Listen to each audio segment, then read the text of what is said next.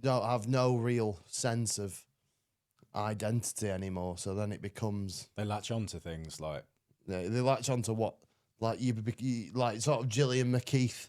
You become what you consume. right. Yeah. So you just like so it's like you know how angry people get about like I don't know when someone says the music they don't like used to be obviously as a lifelong music snob. Well, not snob in the way of like hipster cunts, but like in the way of my music taste is better than everyone else's. Yeah, like the like if you say to someone that the music they like is shit, if it was Mumford and Sons 10 years ago, you would get round agreement. Oh yeah, they are shit. But now it's like it's like this let people enjoy things and you can't criticize things like Lola Young shite. Yeah. But like what I mean is I've had grief for saying you know that Cruz fair play to Cruz Beckham whatever, but like I've had significant grief. I've just like you're just jealous. Am I just yes, because I wish my life was that easy, but mainly because it's like you can't have like it's not good for culture if everyone who's famous is just someone kids are else. famous. Yeah. Because it's like you're not saying anything new, and it's not like it's just becoming stagnant. Isn't it's it? like just dynasties, like celebrity dynasties. Yeah. But like, how do you address that? Like, so interesting example with your band. So now got to promote the band sometimes, haven't we? We do. New song at some point. If I upload it tonight, it'll be out on the May the 1st. If it's not, it'll be another day. Yeah.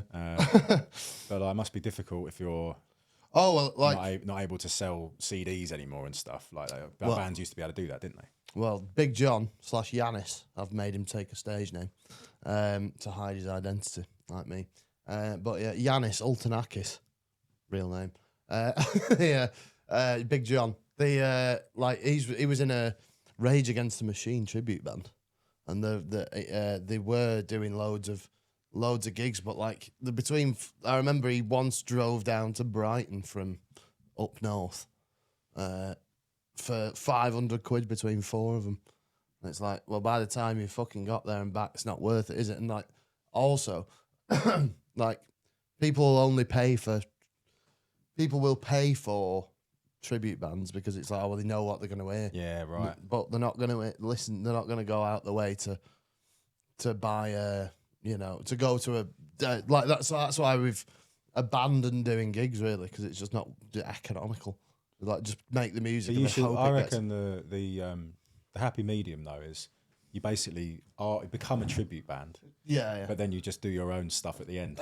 Yeah, maybe. Yeah, well, everyone leave. Oh no, please. What would be if you were a tribute band? What would be the closest to your music style? Oh, probably. Well, because we have a division of labour, so I do the words, John does the music. So it's probably a bit of Green Day, a bit of Rage Against the Machine, probably. Okay, there we go. Yeah, so you could do either. Yeah, either way. Yeah, there we go. But Green Machine. Green Machine, yeah. The Green Day Rage Against the Machine tribute band with a bit of Vultures at the end. There you go, Green Machine. Coming to a Zach pub near you. Polanski up top. I think that having tried to do a band for 13 years, we once we're on the bill for Kendall Call in 2019. So I blagged me way on there. 2020, one of them. Well, we blagged me way on for 2019 for doing some work for the guy who runs it, and then our guitarist left a week before. Oh no! So we didn't do it, and then 2020 obviously didn't happen. We got on again 2020, and then obviously 2020 didn't happen because of the Jewish space lasers, and yeah, all that kind of stuff. I'll probably qualify that, but yeah, he didn't mean that. Didn't mean that. Yeah, I got lasered by Mossad as soon as I leave. But yeah, so it's a joke.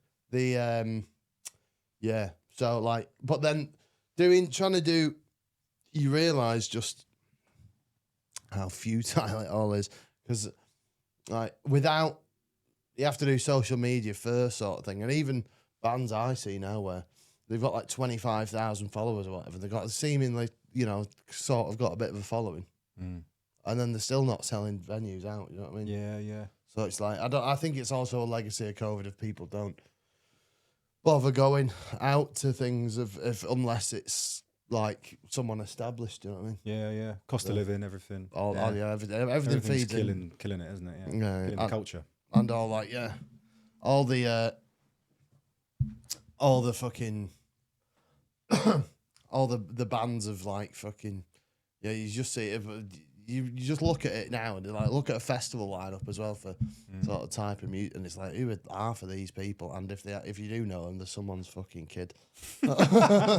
So yeah, it's all depressing. So isn't it? what's on the agenda today? What's on the agenda? Well, we've got plenty of things. Oh, we've got first of all, should we do that bit? We've got Tom Skinner on Question Time. Fucking hell. Talking of the collapse of Western civilization. He said he got paid $2,000 to go on, didn't he? Yeah. But the Question Time tweeted, we pay everyone £150. So someone's lying. Yeah, well, He's in the Reform Party, but he wasn't like, it wasn't mentioned that he's in the Reform Party, right? He's done like stuff with Reform. Yeah, well, he's a member, yeah. He's a member. Yeah, so you would think. Yeah. Right. Well, how did your news night go? Have you not done that yet? No, I didn't. A few weeks' time. Oh, right, so never mind. Cut that. No, that's all right. Oh, well, there it you will go. be out by the time probably. This will probably be out soon. So hopefully. All right. Yeah. Well, you don't get paid $2,000 to go on news night. And if I do go on news night, I'll be introduced very much as fucking communist. Or whatever, yeah. Communist commentator. Yeah. Very left wing. Do not listen to him. Are you going on for Gamban purposes, or are you going on for politics? Politics purposes. I should be on the panel. I'll be. We need to get you some All Right Idiots merch to be on there. Yeah, sure. Yeah, Yeah. I don't know. I'll take a little badge or something. yeah. But it looks from far away. It does look too much like. It looks like just a red Reform logo. That's true. Yeah. When it probably maybe a T-shirt with a QR code on it. Shame. Take to the Patreon. No branding. Yeah, we need a new logo. Someone design us a logo of patrons. Yeah, or anyone can you listening. do that? That would be great. Well, we got Chris McCooey on the. We want to do merch and we'll do all that stuff, just to pay Fionn's wages. Yeah. So just keep me alive. So why should we believe things like that now? So first of all, collapse of civilization. Tom Skinner on Question Time. Anyway. Yeah. But the question is, why should we believe that things will get better? Well, from the audience? No, just yeah. I don't know. But maybe Fiona Bruce has taken a women's mental health turn. But yeah, just like, does that not say something about the collapse of society? If the main question is, why should we believe? If you keep voting for the same policies, the same politicians, reinforcing the same economic model, nothing's going to change. Reform is more of the same, and people need to realise that. People need to realise that it's just the same Shite. Even like, yeah, it's going to be the same shite again and repeating itself over and over again. It was going to, nothing's getting better. You need to vote for change. You need to vote for a different economic model. And that is the Greens. The Greens, the only ones offering that. Yeah, exactly. Well, it's the only, like, yeah. And I think as well, I think it's like quite, because maybe say Polanski is like Bernie Sanders in the way that he's also Jewish, so the anti-Semitism stuff doesn't really work. Oh, yeah. I mean, it's crazy how like normalised it's become for people on television to just basically accuse someone on the left of just being anti-Semitic because they're left wing. Like, I find that all like astonishing, like that's just become so normalised. And I don't know why they think that, like, if you're on the left, you take a lot of positions, on economics, on foreign policy, that are to a lot of people seemingly, controversial or things that they want to resist. So if you're talking about redistribution of wealth, you're going to come up against a lot of vested interests who are going to be against that.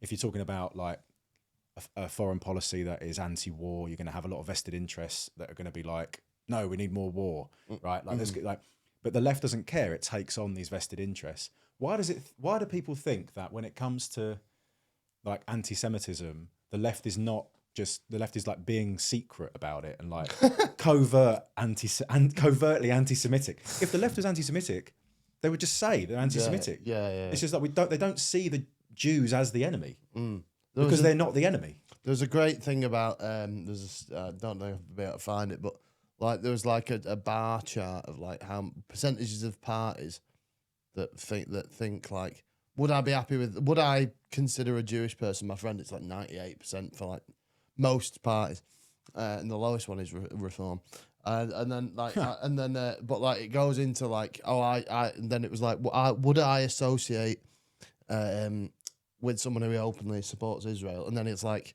Green Party, Labour Party, Lib Dem, Tory even is like low, is like below 50%, yeah, right, and but then Reform is above 50%. But then it's like like one of the questions was like, Jews are more crafty and money hungry than most other people, and then everything else, most of it is like 10%, like maybe maximum 10% of the rest of it. But then Reform's like 24, 25. Yeah. So like there's like, and like but like that's the thing. Anti-Semitism now is been framed as you're anti-Zionist, so therefore like actual anti-Semitism is like ignored, like that's but if you're a Reform supporter and you think all those things that are anti-Semitic but you support Israel, I will just ignore that's fine. Well, it's the same thing for all the American politicians, like, you know, like Mike Huckabee, the ambassador to Israel. It's like, you're not telling me he's not deeply, like, he's a Christian Zionist, isn't he? So he's like, you know, like, does he ultimately thinks that the Jews killed Jesus? Yeah. So, like, you know, there's all sorts of weird stuff with all of that, with like that apocalyptic shit. Yeah. Anyway, the war's a shit show, isn't it? Oh, it is, yeah. Oh, before we get to the war, we'll get to Tom Skinner. Sorry, yeah, Tom Skinner. Tom Skinner. Why should we believe that things will get better? Yeah, well, you shouldn't. We all know that the cost of living is a joke at the minute. Like, people are struggling.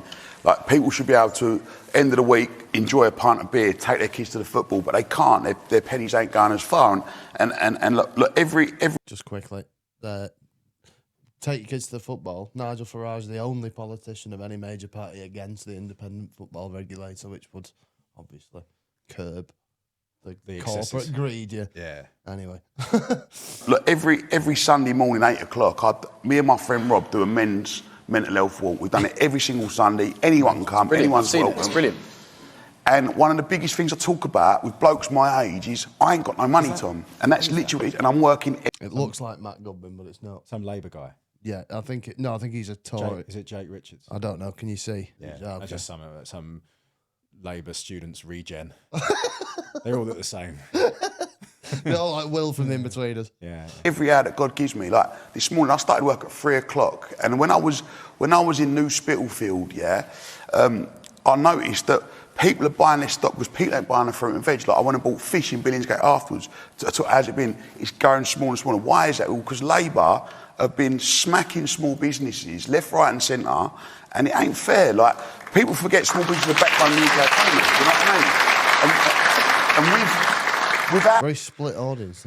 small businesses, we ain't got a country. Their tax pays for the roads, like the potholes we was talking about earlier, like the NHS. Like, everything goes on through small businesses, and I think we need to give them more support.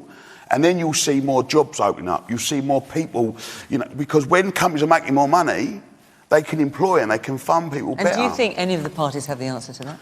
Mate, listen, I don't think they do at the moment. Like people, I mean, Nigel Farage come out and said he'll back small businesses, and he did say that, and I appreciate he said that, yeah.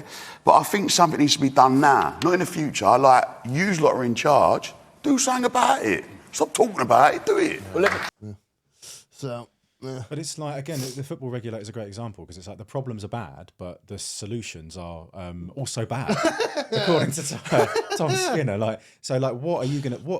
This is what I think. Like, people talking about the issues, and then you get onto a discussion about, okay, here's all the things that we could do about it. You talk about what you could do to like change things in a more radical direction. like because things need radical change, and then you get absolute pelters from everyone in the mainstream media, including people like Tom Skinner. Tom Skinner would turn around and say, like he did with Zach Polanski, like Zach Polanski's a nutter or whatever. Because, but like Bellend, he's coming up with, sorry, we called him a bellend. Bellend or whatever. He said. You know, people need to be propositional when they're talking about things. Like you need to accept that if you're putting things forward, if you haven't got an alternative, like then really that there's no debate to be had. You're just a hater, right? And like I think with Farage, what's he said he's going to do to help small businesses? Yeah, it's just it's sort, but like it's sort of sort of just right wing sort. It's again maybe like American imports of like, because before the pre-Trump Republicans would just harp on endlessly, like just sort of very nebulous fucking talk about small businesses. Yeah, like when really they mean like fucking mega corporations. yeah, like so, and it's sort of like a transplant. It's like this weird idea that's not based in anything. It's like a proxy to argue for less tax and regulation for big red companies. tape. Yeah, you say, oh, we'll foreground small businesses because it's your family-owned like entities that are struggling. But actually, what that means is you reduce the regulation and the tax, and then all of the big companies benefit from that more disproportionately. And it also works because it's like it's the boomer idea of like my ma thinks that. I think me still thinks that you can. I remember when fucking the many times I've been out of a job where she'll go like, just go around and hand your CV about. That's not how the world works. Okay, anymore. so this is the thing, right? So I think that because everyone over 55 has that idea of the fucking world. Like they get away with it because they grew up in the full employment era. And they were desperate. Everyone was desperate for workers all the time. And then the economic policy changed, and then that changed. Like this is what people need to understand. It's nothing to do with migration or anything like that. It's the fact that we moved from full employment being the objective, the economic objective, to monetarism, to like there needing to be a pool of unemployed people in the economy at all times to drive down wages, to keep wages low, to reduce the bargaining power of labour, like with a small L. Yes. So like that's the thing. That's the thing that changed, and now there's fewer jobs because it's not a policy of government to invest to create more jobs to ensure we get full employment. Yeah. So at the same time, the government will like attack people for and make people like feel responsible for being unemployed. Their policies, their economic policies, are actually maintaining that situation, and that's I think the real injustice. But people don't realise that. People don't. People just think everything's like it was when the boomers were kids. Yeah, exactly. But I think like the like you're saying that it's also to do with the demise of the Soviet Union, isn't it? Because now I agree with that. There is no alternative. When does it because when if you have a because now sort of everyone's how to explain this in a way. No, I think you're absolutely like the presence of the Soviet Union meant that there was pressure on capital to make concessions to labour, to the workers, in order to try to advance the argument and the idea that capitalism was better, and it led to higher standards of living and all that kind of stuff. And absent of the Soviet Union, there is no counterweight to capitalism anymore. And so this is what we've got now. We've got this rapacious, destructive capitalism that has emerged that is now reducing everyone's standard of living in a way that the economic system was originally designed to do. Right? We've just returned to that kind of. But I think now people situation. are starting to clock on that. I think people are starting to clock on because China's obviously so far outpacing the West. I think like the people are now starting to go like younger people are going, hang on, hang on a minute, this doesn't and then you think, hang on, everything I own comes from China. Yeah, it's like when Tucker Carlson goes anywhere abroad and he's like, I've just been to Moscow. It's really nice.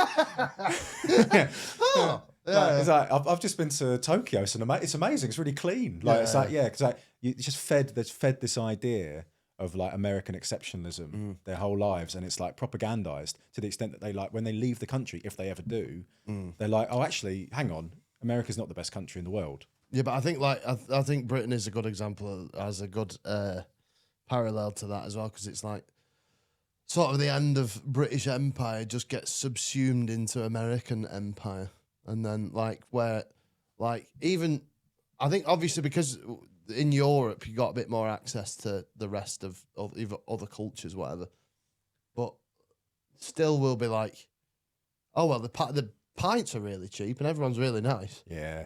And then, but like, it's still sort of like, this, like, I think again, like not to be too fucking high-minded about it, but like a legacy of imperial conquest, where it's like, there's a lot of British people who think they are better than everyone else, basically. Just sort of apropos of nothing and by default. Yeah. So like, but I think now people are cottoning on to China with the how advanced it is, and like all these like cyberpunk cities, like Chongqing, which Chongqing sounds like very J.K. Rowling racist name for a Chinese city, but and I think that obviously, and with as we were talking about before we got to Tom Skinner, the Iran war, well, like the longer it goes on, it's just like how is this still going on? Yeah, why is it still going on? yeah. Like They've lost. They haven't been able to do what they thought they were going to do. Take the L. I think they are going to take the L in the next couple of weeks. So, just absolute disaster. The whole thing. But it was obviously going to be a disaster to anyone with a fucking brain. That was the point. You know what I mean? Yeah. I think he's at the moment. He's not to make this too current because I don't know when it's going to go out, but tomorrow probably, possibly this weekend. Something like that. It seems like he's escalating to de-escalate. I think that speech yesterday was just to try to get a bit of extra leverage before they. I mean, I don't know. I don't want to predict. It's impossible to predict. But yeah, I think that's how can they keep going on? We can't get diesel's $200 a barrel already. We can't keep this. Yeah, it can. Yeah, well, everything. If it does keep going on, it's going to be a disaster. It's going to be the consequences are going to be horrendous for everyone. So, yeah. So, well, and also on that, on terrifying news to come, Sora, the fucking AI thing, that's shut. What's Sora? Sora was was it OpenAI? It was one of them. Okay. Like, so they've closed it. The slop making video platform is dead. Yeah, Sora gone. So like the AI bubble in the process of popping. Interesting. Yeah. So. And obviously with all the, like, because Iran's been, like, hitting Amazon stuff and Oracle and places and like that in the Gulf. So it's like just, you know,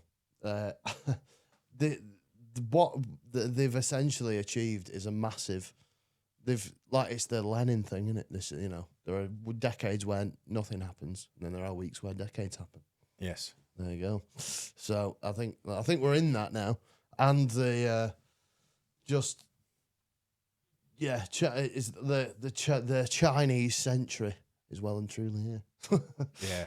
Well, they'll be the winners from it all. Yeah, because they've done, and it's the thing of just like they have literally done nothing and won this time.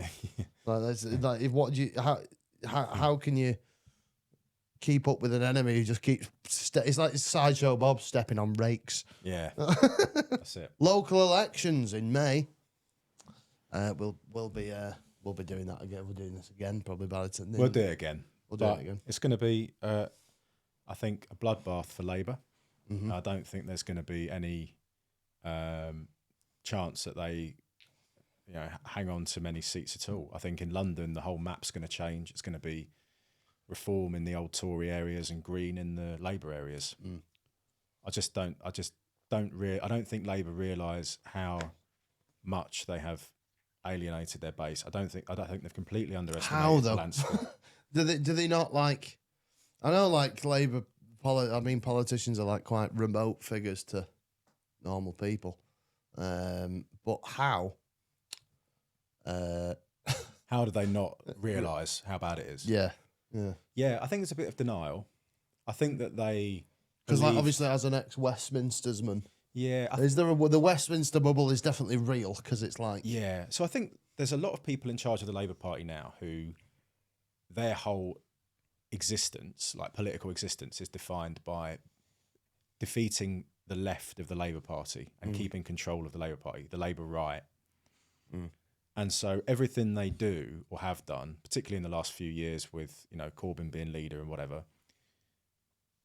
has been through that prism of, like, we need to defeat the left. So when they won the last general election, instead of thinking, okay, well, basically we've won this by default because the Tories have imploded and that we were the only viable alternative and, you know, whatever.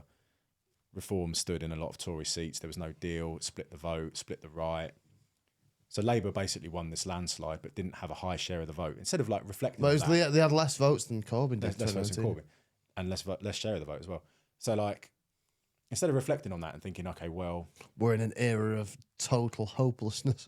yeah, we've got this mandate. We probably didn't deserve it. They sort of tried to convey this idea that they were all geniuses and they won because they had shut the left out.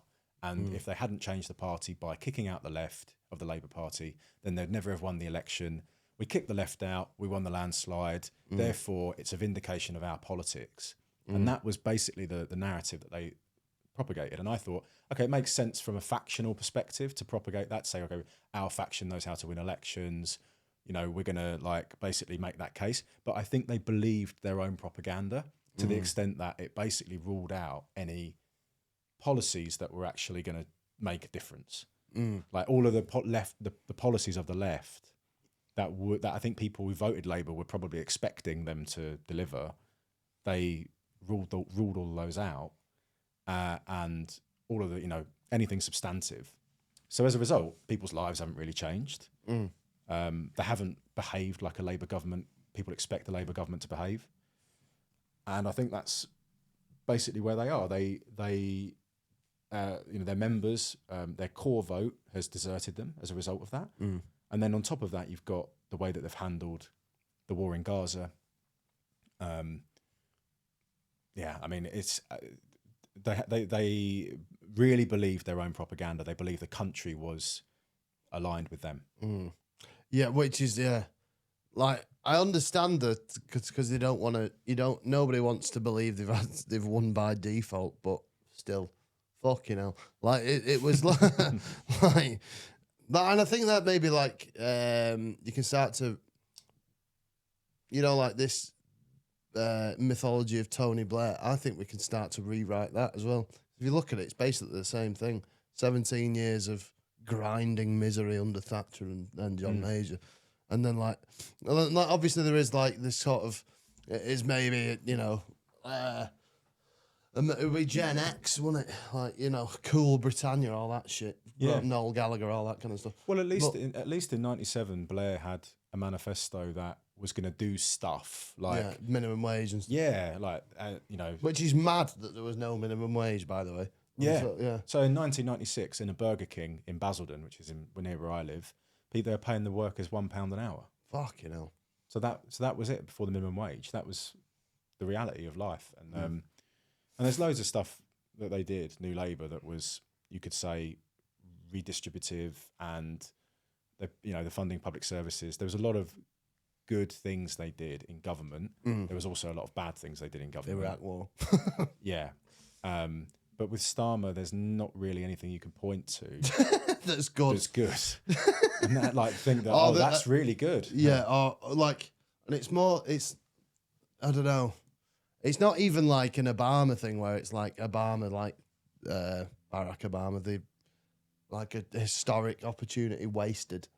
It's not even that. It's not even like there was everyone knew, like everyone saw it and knew it was going to be shit. And anyone, I think anyone who like follows things, but I think that it was like hope against hope, really, wasn't it? For the casual, yeah, which is question time casuals. For the median voter is just the casual, right? Yeah. For the casual, they might think, Stone Island. I'll give Labour a chance because we've had Tories and they've been rubbish, and so I'd vote Labour.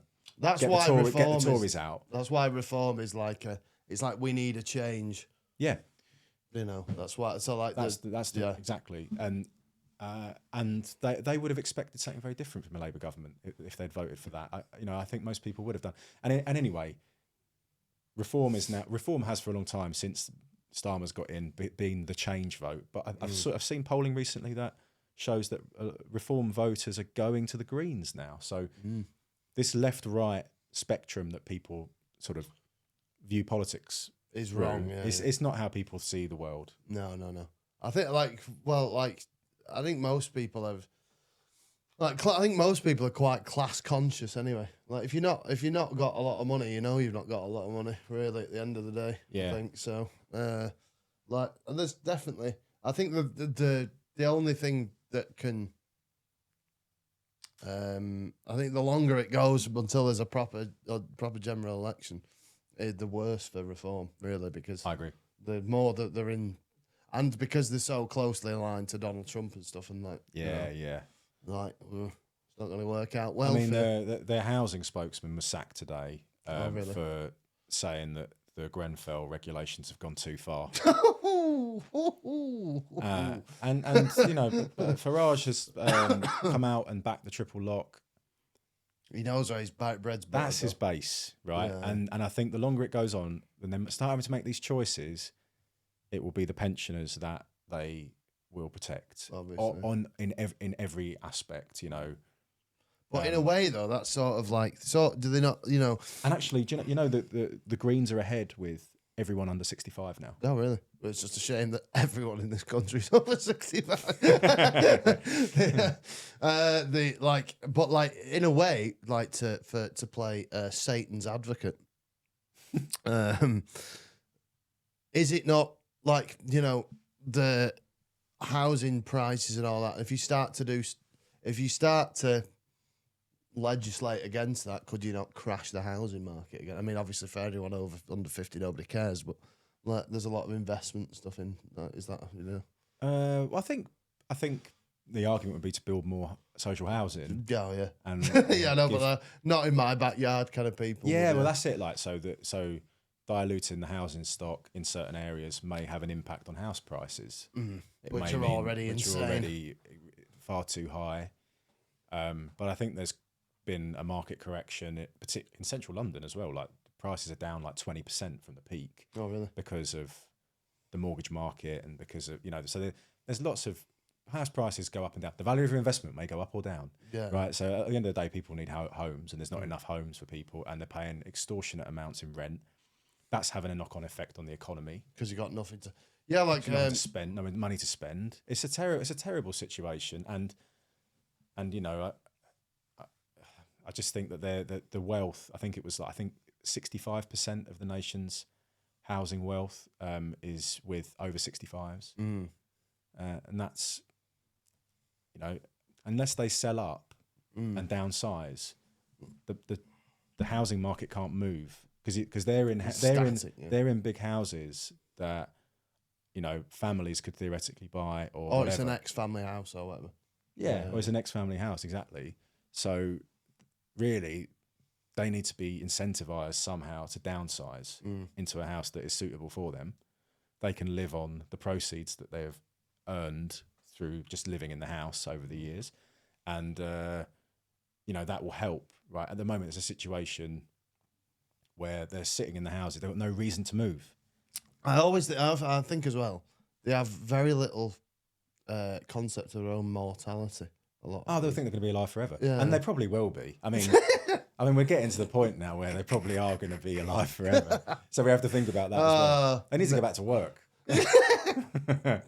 Oh, that's good. But that was my point of Keir Starmer, right? Because I know we've said it a few times, that with your woman No Justice MTG and others, and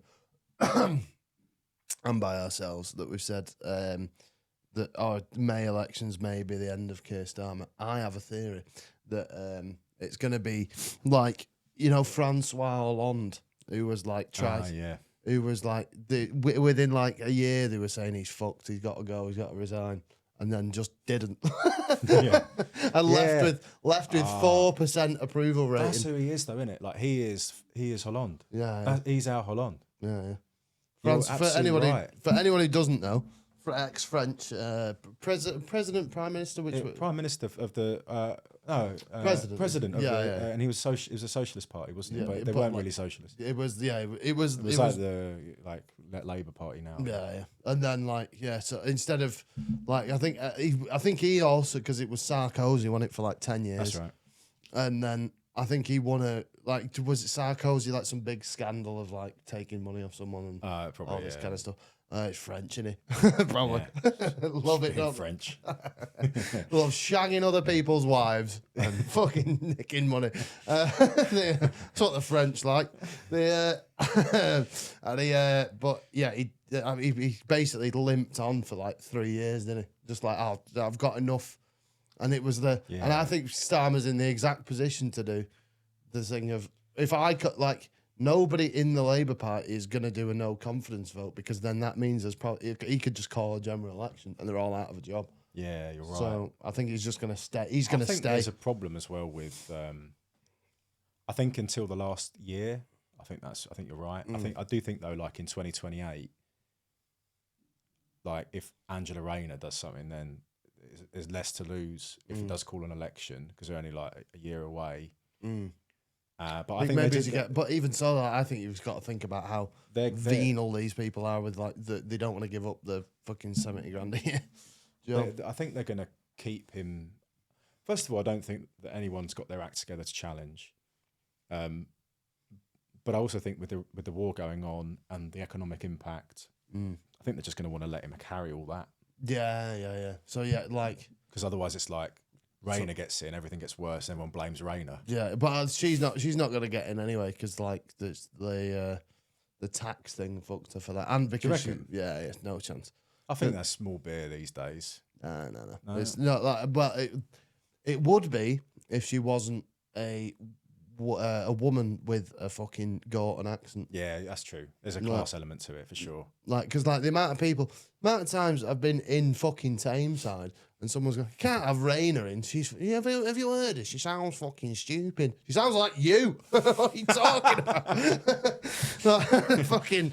Yeah. We need more working class people in politics. Yeah. No, not that. Not her, no. But yeah, who sounds exactly like me and grew up on the street down the road. Yeah. But so I think Rayner knows that as well. I don't think she'd be the challenger. Maybe she will, but I think she's doomed. Because I think if she'd have stuck a bit, because she was sort of a bit more left anyway, sort of maybe by proxy, just because she's, I thought we'd get more defections from Labour to the Greens by now. I thought there would have been, But does the Green Party want that ultimately? Because then. Well, I did say this. I said this on X, and people Green people were just sort of saying we don't really want them, and I was like, fair enough. Yeah. But I think it's. I think the reason I think it's a good idea to embrace some of the socialist campaign group of the Labour Party, the very left-wing Labour MPs, is because then you do get MPs. Sorry, you have MPs, and it's you'll get more media coverage if you have. The more media coverage, the more MPs you have, the more media coverage you get in a general election. That's the rules. So I think it just give the Green Party a bit more. How many is it on now? 5, 6? Yeah, I think it's the same as Reform, isn't it? No, Reform have loads now because they're all Tories. Yeah, like Jen Rick. So that's the thing. We need to have as many as Reform. But the thing being though, you don't want the legacy of Keir Starmer's Labour in the. Yeah. So you'd have to be very selective. Yeah. So, I mean, an example, John McDonnell. Now, I know John pretty well.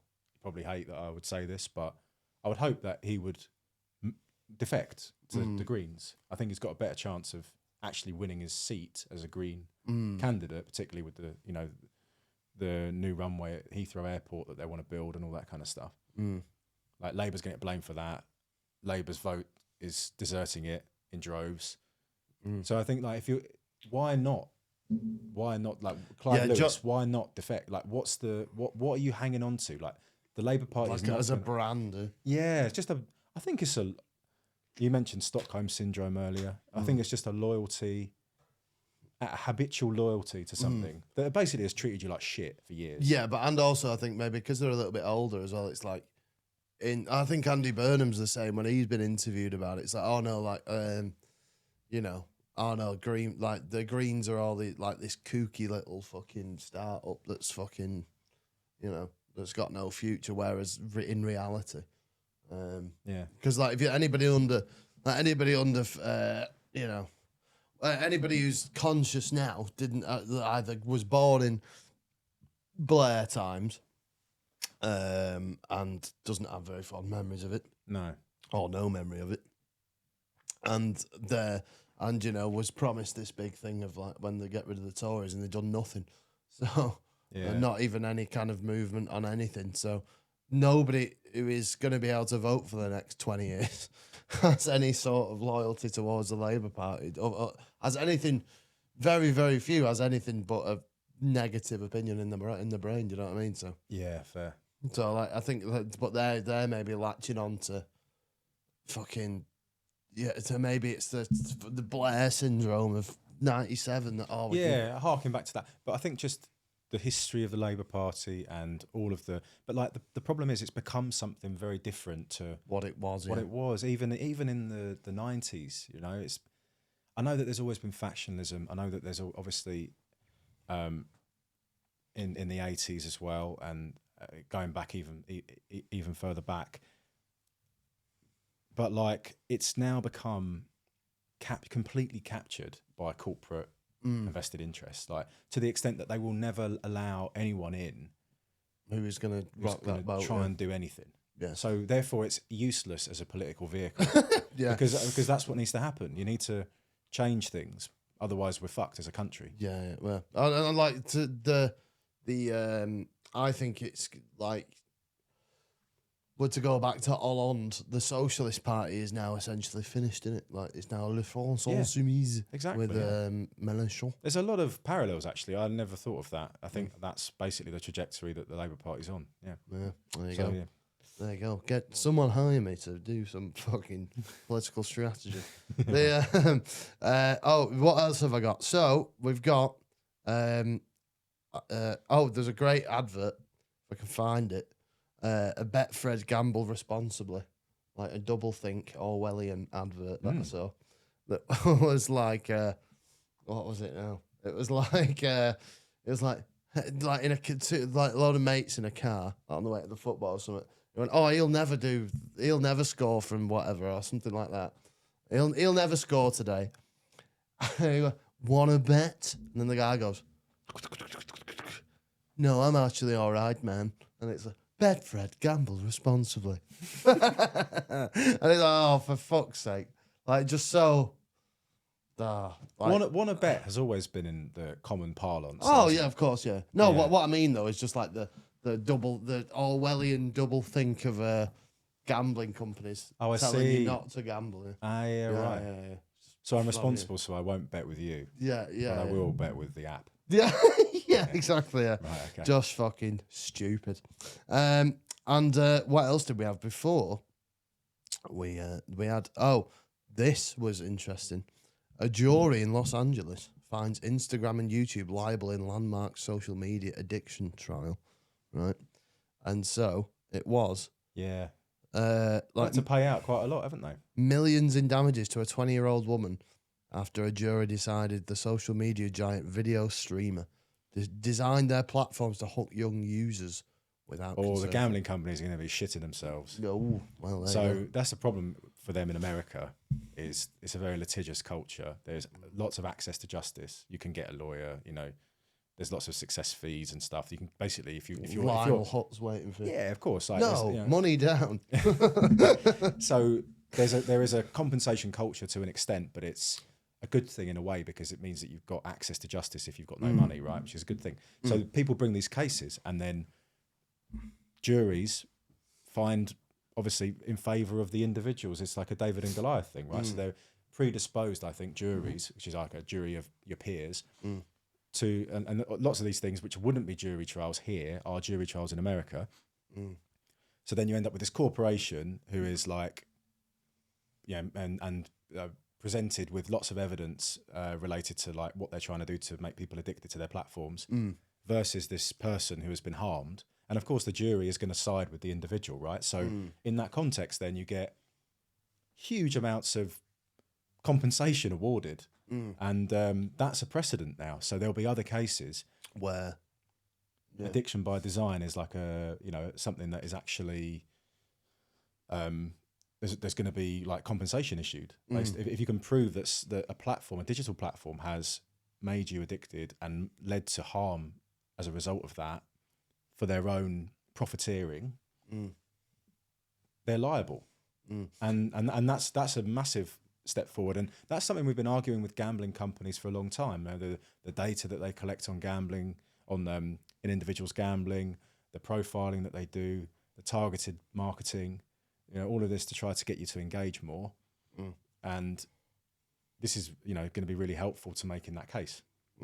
But also though, I was thinking, does it not lend itself towards, I don't know, like sort of kind of like the argument, as we've said on here before, that I think under 16 should be banned from the internet, which Keir Starmer has followed up on. So that's what happens, right? We say things on here, and then 6 months later, the Labour Party does it. Yeah, exactly. Well, maybe not the Labour Party, so I don't want to claim credit for that. But for all the terrible economic policy. Yeah, actually, not everything the Labour Party's done has been originated on here, including. We said invade Iraq. Yeah. But my point was, does it not lend itself towards like digital? Well, like the way. So, right. What am I trying to say here? Where. Where, like you said, ban it under 16s for the internet, right? Which is like sort of common sense, like like to go for that reform politician who was interviewed. Do you see that? Where he got there by your man Bricktoe. Oh right, yeah. Where we go, what are you in favour of? Common sense. Yeah. No, but what exactly? Common sense. It's common sense. Great. But the why does it? Like everything that should happen, right, happens, but because we live in a tech dystopia, it happens in the worst way possible. So it's like, you could have you should have like kids banned from fucking social media, and so you don't have to read their opinions on football. But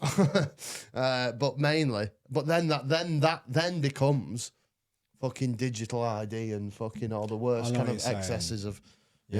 Yeah. So what sets out to supposedly protect people ends up harming lots of people as well. So I mean, obviously, I think all of it is a balance.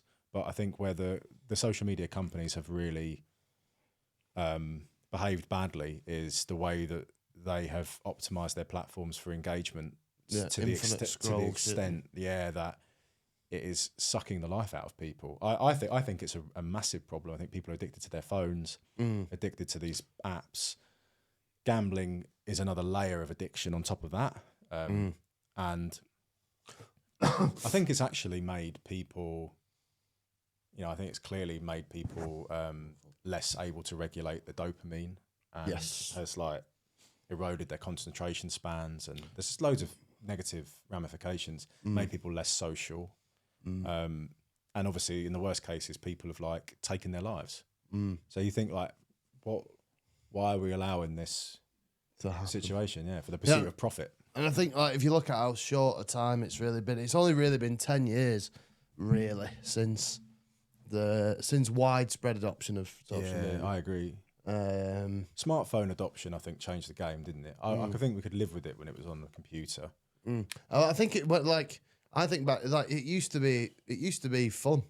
Now, like I think although it's the same with anything now that you can start to make when it becomes basically maybe social media careers are the last true opportunity for social mobility, really, possibly I would say. Yeah, I think that's an indictment of the economy, obviously. But like, I think you're right, and on that point about everything being used to be more fun, I watched a clip of And it's not just like I get this all the time because of fucking Barclays and stuff. Yeah. And like, but like football used to be better, and like It used to be things more used to be fun. better, and like it's like this isn't like a meaningless nostalgia. Like No. I think just everything generally. Like I saw this clip the other day on X of X. the Big Breakfast, Oh yeah. right, which used to be on Channel 4, Yeah, right? yeah.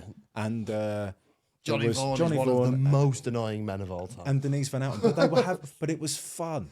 They were having fun, right? And it was Johnny like, Vaughan. yeah, but it was like nothing was serious. Everything was just like bit of a laugh and like.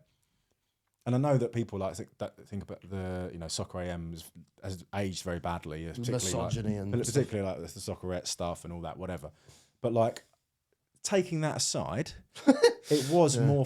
There was people were just more willing to or felt more able to have a laugh, and it was like. Like if you look at, Not having a laugh like in a misogynistic way. I'm not talking about that. I'm just talking about the general like topless weather, which was like Tubes, a guy, just like with his shirt off doing the weather, or whatever it was, right? Like there was just. I think the best example of that is where we don't know if it was Soccer AM or what it was, but it was like a precursor to fan TV. Yeah. Where it was say like North London Derby, there'd be a Spurs fan and a Arsenal fan locked in a room together. And then they just like, but it wasn't. There was no semblance of these are influencers trying to make a career. No, for themselves. exactly. It was just like two blokes who fucking hate It was each other's. called. It was called Fan Zone. Yeah, where they just fuck off, screaming each other's face. I think that's exactly. That's good TV. Exactly. There was no. I think that's so true. Everyone's become a brand. Yes. Every individual now commentating on or like talking about football, they want to build their own personal brand, their own personal following. It's just like. I think that's why you get so many people taking it so seriously. It's like Tubes on Soccer AM is one example. There was like Tim Lovejoy, Helen Chamberlain. Like they were just there. Presenters. Like, they were presenters, like having a laugh. They weren't like. You're right. Everything's so serious now. It is, and everyone's miserable. But even like the sort of maybe, sort of like baller leagues kind of stuff, KSI kind of stuff. Like even like they don't operate as people. They operate as like corporations, don't they? Like the way that they just do things, and it's very sort of, I don't know. It's like a very American-y sort of. But that's the gaudy way of going about things. But that's the paradox, isn't it? Like because these people were on TV and they were more authentic. Tim Lovejoy and Helen Chamberlain, whoever, Johnny Vaughan, than the people on social media. And you'd think that and trying to sell you something all the time. Yeah. You'd think that like the people on social Tom media Nestor. would be back next week. We can only do this now he's not here. Oh, what about my brand deals? Fuck off. He owes me a clip actually. There we go. Go on. What do you say? No, just you think like with social media that would be people would connect more with the authenticity of that. Like that should lend itself more to being authentic. Yeah, but it's less authentic than we used to have. But I think I've started to see. I think there's the way it's going is that ultimately you'd be better. Like not that there's going to be some kind of Robespierrean fucking guillotining of all the stand-up comedians, which I would enjoy. Do not get me wrong, including some of my dearest friends. It'd be good fun. But basically, where like I think there will come a point where because now your KSIs and these kind of people are the mainstream for kids and people growing up a bit more, that they're gonna like. The advertising stuff at all times stuff is gonna end in might take 5 years, might take 10 years, but I think that you think it's gonna wear thin. Yes, and I think like I think peak creator economy is already over. Oh, agreed. Yeah, like I think a lot of anyone with, like, as we've seen on our Patreon, you can donate to it, please do. Yeah. We've obviously missed the boom. Yeah, we've missed the boat. We're Tony Soprano. Coming at the end, but I think like unless like it's just unsustainable because it's like now everything's a subscription. They've got like it used to just been just Netflix. Now it's like Netflix. If you YouTube, if you want to watch it without adverts, all the Paramount, fucking all the Disney Plus, all these other ones. Like subscription models on that scale are unsustainable, aren't they? That's why Sky used to be a big thing, and now it's not because everyone's got a dodgy stick or knows a pub that's got a dodgy stick or whatever. Or got a dodgy stick themselves, and I haven't. Totally legal. I pay as well, like a mug. But yeah. So, by the way, theoretical for you. Okay. So, if you can't watch 3 o'clocks in England, yes, and you that pay, was such a strange sensation in Georgia, by the way, when I was there. I was going, I was like sat with Luca, going, oh no, what now? No chance. It's 3 o'clock, innit? Went, you're not in England. Oh yeah. Oh yeah. Yeah, so I mean, like, if you've paid for Sky and you paid for TNT and you paid for everything, right, and whatever Amazon, and you've got all the games that you are legally allowed to watch, I do totally. Legally. What is the moral objection to streaming the 3 o'clocks? It's because it would kill lower down the pyramid. It wouldn't kill fucking Premier League teams, but if you could stream fucking Mansfield versus, you know what I mean. Yeah. And from the comfort of your house, then it would harm them who do rely on the match. But is it because they think people would sit at home and watch the Prem instead of going to the games locally? I think if you had the option, like, I think it's one of them weird things, isn't it? Like, I think because there's a pretty easy solution to that, and that's just move the Prem games to a different time. But then it's like away from the tradition of But I think like because it would mainly affect away travel to lower league grounds, I think. Right, basically. yeah, that's probably true. Because like when any time, like what's it tomorrow, Borough versus Swansea, early kickoff in Swansea, so you'd have to stay over the night before. Yeah, like so, like you know, unless you're getting a coach at 4 a.m, you know, which like I'll just watch it on. It's on telly, so like I'll just watch it on telly. Yeah, so it changes to that, doesn't it? Really, so fair play. And because it does affect, like, since we've been all right this season, like you do get loads and loads of early kickoffs, and it's Saturday's 3 o'clock. Should be Saturday 3 o'clock. I think it should be Saturday 3 o'clock across the board. Maybe it's few on Sunday for the Premier League. That's it. Nice, man of tradition. Yes. Conservatism. We've done a bit here. We've done a bit, I think. Yeah. Do you want to do some wrapping up? Let's do some wrapping up. Thank you for watching that. Do give us £2, patreon.com/allrightidiots if you can be bothered. At allrightidiots on all platforms. At Matt Zarb on all platforms. Vulture Authority on Instagram. And Fionn Viteza on Twitter. Let me be candid. If you do enjoy the episodes and you would like to help us out immensely, please do sign up to Patreon on www.patreon.com/allrightidiots. I'll say that again. That's www.com. www.com.